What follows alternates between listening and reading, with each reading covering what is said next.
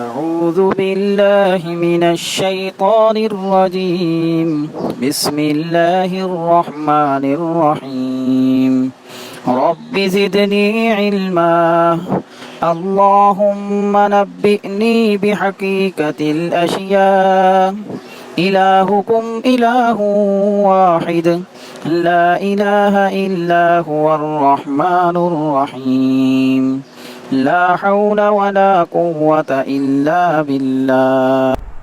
السلام علیکم۔ سوڈیم زمین پر پائے جانے والے عناصر میں مقدار کے لحاظ سے چھٹے درجہ پر ہے۔ یہ عنصر ہر جاندار شے میں پایا جاتا ہے۔ یہ زندگی بخش عنصر جسمانی سیال مادوں سیرم، خون، لمف اور ٹشوز میں پایا جاتا ہے۔ اس کی سب سے معروف قسم سوڈیم کلورائڈ ہے، جسے خودی نمک کے نام سے سب جانتے ہیں اور استعمال کرتے ہیں۔ چونکہ گوشت میں یہ قدرتی طور پر موجود ہوتا ہے، لہذا گوشت خوروں میں اس کی زیادہ طلب محسوس نہیں ہوتی، لیکن سبزی خور لوگوں میں اسے کھانے کی طلب زیادہ ہوتی ہے۔ سوڈیم اور پوٹاشیم براہ راست ایک دوسرے پر کام کا بوجھ ڈالتے ہیں۔ ہمارے جسم کو روزانہ 0.58 گرام سوڈیم اور 1.28 گرام پوٹاشیم کی ضرورت ہوتی ہے۔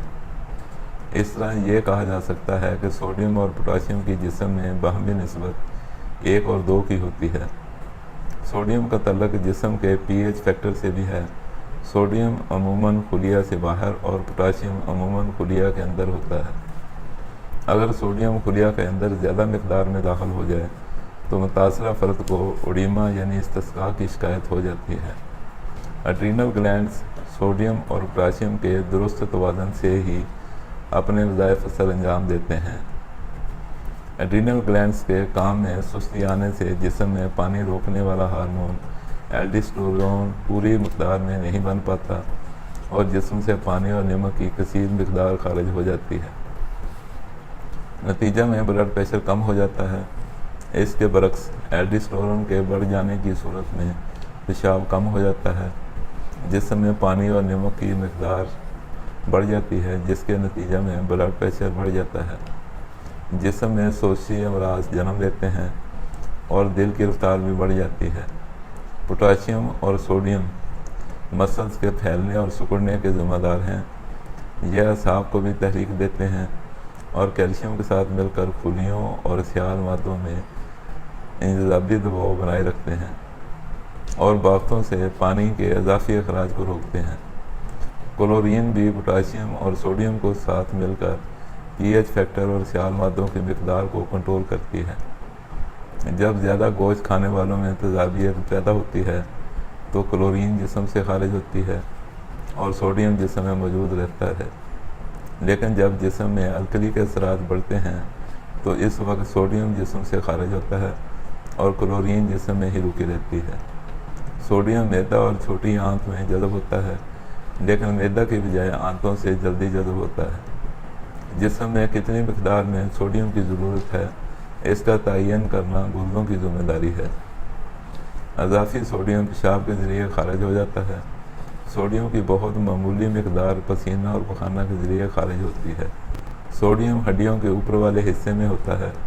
جسم میں موجود 30 سے 45% سوڈیم ہڈیوں پر بھی ہوتا ہے۔ یہی وجہ ہے جب بون لیس گوشت پکایا جاتا ہے تو اس کا ذائقہ نہیں بنتا۔ اگر ہڈیوں سمیت گوشت کو پکایا جائے تو وہ بہت مزیدار ہوتا ہے۔ بوقت پیدائش بچے میں سوڈیم کی مقدار انتہائی قلیل ہوتی ہے۔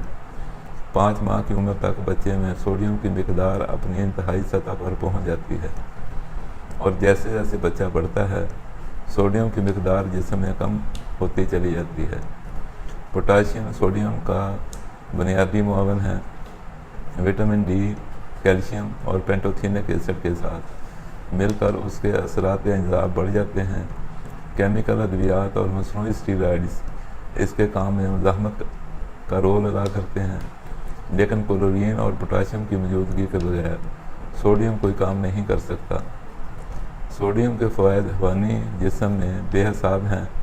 اس کی کمی سے جسم میں جتنے مسائل جنم لیتے ہیں، شاید اس سے کچھ زیادہ ہی اس کی ضرورت سے زائد استعمال سے پیدا ہوتے ہیں۔ وہ جو کسی شاعر نے کہا تھا، حسینوں سے صاحب سلامت دور کی اچھی، نہ ان کی دوستی اچھی نہ ان کی دشمنی اچھی۔ یہ شعر سوڈیم پر بالکل فٹ بیٹھتا ہے۔ جنہوں نے اسے اچھا دوست سمجھتے ہوئے زیادہ استعمال کیا وہ بھی پچھتائے، اور جنہوں نے دشمن سمجھتے ہوئے بالکل قطع ترک کر لیا وہ بھی پچھتائے۔ امریکہ میں نمک کا استعمال خوراک میں زیادہ ہے، اور اس کے مقابلے میں پوٹاشیم پر توجہ نہیں دی جاتی۔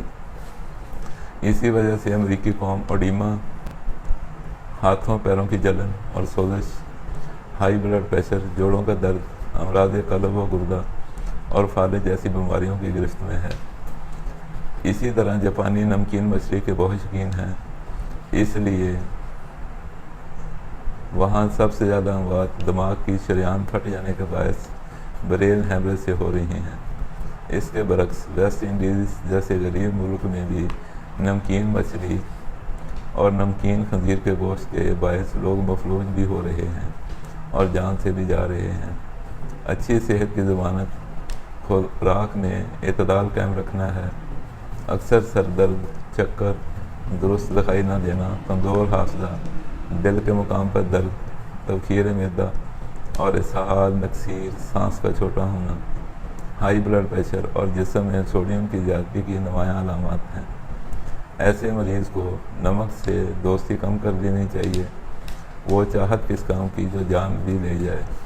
پوٹاشیم اور کلورین کے ساتھ کولین، وٹامن ای اور وٹامن سی بھی جسم میں سوڈیم کی روک تھام کے لیے مفید ہیں۔ سوزش، گردہ و جگر، دل کے مریض اور بچوں میں خصوصاً نمک کا استعمال روک دینا چاہیے یا کم کر دینا چاہیے۔ اگر کسی کا نزلہ بہہ رہا ہو، نمک روک دینے سے نزلہ بہنا رک جاتا ہے۔ زیادہ نمک کھانے والی عورتوں کے حمل عموماً ضائع ہو جاتے ہیں یا اکثر انہیں مردہ بچے پیدا ہوتے ہیں۔ اس میں کوئی شک نہیں، نمک ہی ذائقہ بناتا ہے، لیکن سوچنے کی بات ہے کس قیمت پر بناتا ہے۔